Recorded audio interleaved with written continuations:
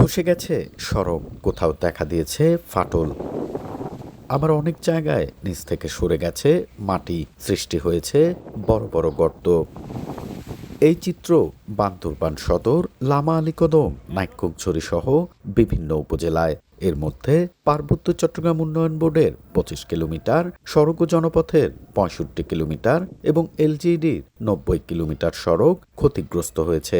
এছাড়া টানা বর্ষণ ও পাহাড়ি ঢলে ক্ষতিগ্রস্ত বিভিন্ন উপজেলার অভ্যন্তরীণ সড়কও।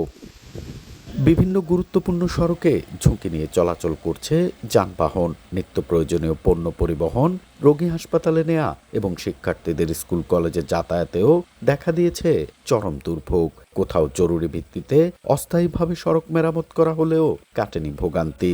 অনেক জায়গায় এই রাস্তা পুরা বেহাল অবস্থা হয়ে গেছে, গাড়ি ঘোড়া ঢুকতে পারতেছে না, এখন আমরা চলাফেরা করতে পারতেছি না, রাস্তা ভেঙে গেছে, আমাদের যাতায়াত করতে কষ্ট হয়।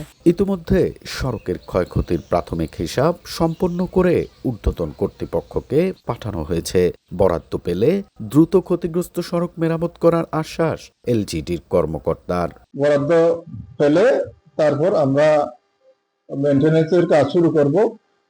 ইতিমধ্যে আমাদের এলজিডির এলসিএস মহিলা কর্মীদের মাধ্যমে রাস্তা কাজও চলতেছে। সরকারি তথ্য মতে টানা বর্ষণ ও পাহাড়ি ঢলে বন্যায় ক্ষতিগ্রস্ত সড়ক মেরামতে ব্যয় হবে ১৩৩ কোটি টাকা।